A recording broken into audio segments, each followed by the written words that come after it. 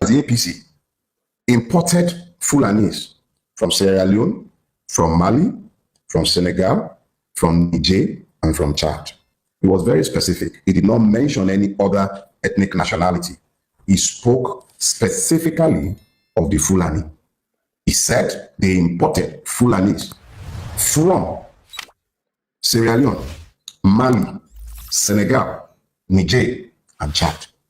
I'm not sure if we had influxes from Equatorial Guinea or if the ones in other parts were equally invited, but it was specific.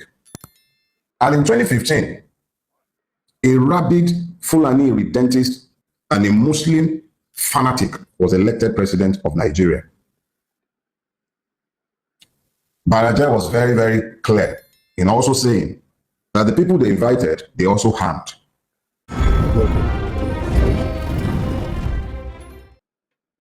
Let me repeat myself. Go to the Business Day newspaper of August 2, 2022. I am quoting Kawu Baraje. He was part of the foundation of the APC. He was the factional chairman of the breakaway PDP that was part of the foundation of the APC. There are recorded confessions on TikTok, on YouTube, almost every social media platform. You'll find Fulani people telling you. There's one particular one I watched myself where the guy was like, look, AK-47, that they don't use it to shepherd their cows, that these were given to them. He was specific in saying that. He's on record. A friend shared a story with me, and I think he also posted these on social media. Is she rather, a farmer. And she recounted how she was farming somewhere in Oyo State, somewhere around Afigio. I went to school in Fiditi, which incidentally is my mother's village, for those idiots who are saying my mother is Igbo or this. Anyways, in Afigio, if you know Fiditi and its axis, you know that is on the road to Oyo, after it's between Oyo and Ibadan. So that's deep in the heartlands of Yoruba land. And this woman says that immediately after the harvest season, the Fulanis would come. These are Fulanis who have lived in the community for decades. They will come, graze their cattle. In grazing their cattle, the droppings from the cattle would help to fertilize the field, the hooves will break the soil, and it was a mutually beneficial relationship. And these Fulanis would help, and they would give them fura and wara, and people had a mutually beneficial relationship. And when the cows grazed on people's farm, there was also a key, easy way of fixing the problems. They would pay reparations. They had peaceful coexistence. And then this woman told me that after a point, the Fulani came, the leader of the local Fulani who would graze on her fields, came to her to say, look, I'm leaving. There are some new Fulanis in the environment. I cannot coexist with them. And the man left with his family, somebody who had lived in the neighborhood well in excess of 20, 30 years. He left with his family. And not long after, there was this new influx of Fulani people who didn't even hear any language and were never ready to discuss peace. Every little infraction turned into fights. And these ones were acting more like conquerors than neighbors. She abandoned her farm. This story is over 10 years old. I used to farm, and I had farms in Ijebubo. For those of you who are familiar with Ijebubo, I had farms in Telubomi and Abude. Just behind Akote Farm Settlement. I had cocoa farms running into tens of acres.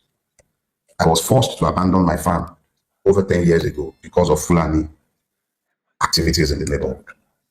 Over 10 years ago. The fact is that this has been an insidious conquest. It has happened with the complicity of the state. And because of the complicity of the state, a lot of us have been slow to admit to the fact that Nigeria is in the grip of an insurgency, ably supported by our government and the rulers of Nigeria. General Lawumi was on national TV, on channels, and he said on the record that since 2016, a list of sponsors of terrorism in Nigeria had been given to Buhari as the president. He said in that interview that the sponsors of terrorism included governors, persons in the cabinet of the president. Nothing ever happens to them. The UAE caught sponsors, financiers of terrorism in Nigeria, and they sent them to prison in the UAE. And then they sent a corresponding list of sponsors who are in Nigeria to the Nigerian government, over 300. Nothing ever happened to them. But the same government is always quick to jail 17-year-olds on trumped-up charges. the same government, the same system is always available to persecute those who might make the error of asking to be citizens. My friend, Dr. Calvin Stanley, told me that almost on a daily basis, somebody is killed on the plateau. That 164 settlements on the plateau have been taken as conquered territory, resettled by Fulani marauders after the indigenous people have been driven off the land. A person told me how she gave up a mining license, or at least her interest in the mining license, when she found out that for her to be able to work the concession she was given, she would have had to be in bed with terrorists who are usually employed in the mining industry to drive out the indigenous people from the land holding the resources. And we still begin to ask, where are the cows? Dr. Calvin told me that there is a base for Fulani terrorists in the tri-state area, Benue, I think it's between Benue, Nasarawa, and Plateau, somewhere around that place, that there is a base. And he said it on national TV as well, by the way, that this base is known to all of our security agencies, that helicopters land there to drop off ammunition and material, that the security forces are aware and they've done nothing about it. He is on record. He is on record, on public record, and we are still asking, where are the cows? In this last week, I came across the interview given by the old soldier, Brigadier Kogun. Brigadier Kogun, he was on Edmond Obilo's show, and he was talking about his experience as the Amotekun Corps commander in Oyo State. General Togun spoke of the difficulties and challenges that were placed on his path by those who were determined to ensure that he did not succeed as a corps commander. He spoke extensively, very extensively, about how he was prevented from recruiting certain classes of personnel. I was frustrated and not given the material required. And then he spoke even more alarmingly of the multiple Fulani camps that are inside the forests of the Southwest. And then I remember Obadiah Malafia's word before he was murdered. He spoke extensively to pretty much the same thing. And then it now becomes important to ask ourselves some questions. Who are the cows? I believe that there are many cows in this sorry story. The victims have been treated as cows, or even worse, by those herding cows, slaughtered less reverently than they would have slaughtered cows. I see pictures coming out of Bokos. I see multiple pictures coming out of the Middle Belt. I see the pictures coming out of Akure, coming out of Enugu, coming out from almost every part of this beleaguered land. Men and women, children, slaughtered less reverently than cows. So we, Nigerians, who have been denied citizenship, are the ones who have now been reduced to cows. We're treated like cows, as if we don't matter, like our lives count for nothing. What is the value of the Nigerian life if 16 persons said to be hunters in Uromi caused national outrage, rightly so, but the gruesome murder on a daily basis of more people has been normalized as though they are not humans?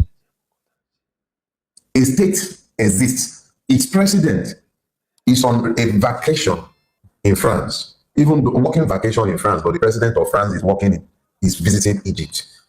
Make it make sense to me, because I don't understand these things, but in the country that the person governs or pretends to govern, people are being slaughtered with nary a reaction,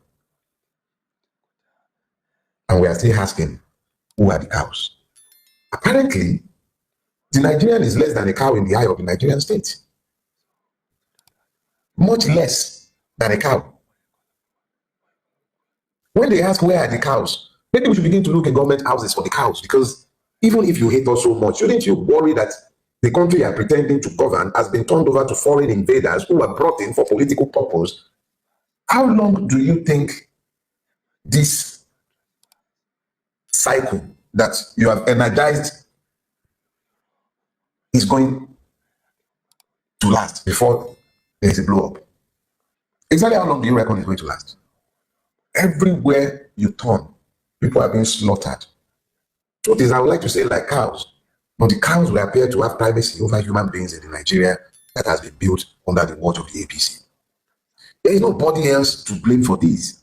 This is on the table of the APC. This is not just about Tinubu. It's not just Tinubu. It's the APC. Everyone, and when I say APC, a lot of those who are responsible for this have left APC today. They've gone back to their PDP or they've gone to the SDP like that short monkey from Kaduna. Where are they today? So essentially, this has been done with the sanction of the political class. Nigeria is under attack. Let's be clear. Let us be clear. This is a state-sponsored war of conquest against the Nigerian people by foreign Fulanis brought into this country by the APC.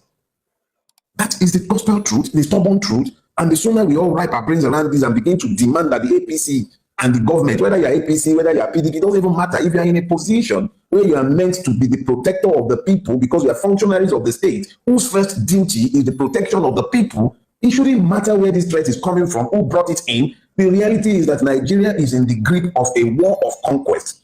The state is failing. It is failing horribly. At a time when the state is under attack by persons brought into the country by those who are governing the country today, the president is away on holiday. The director of the DSS is telling us that we are the ones who protect ourselves.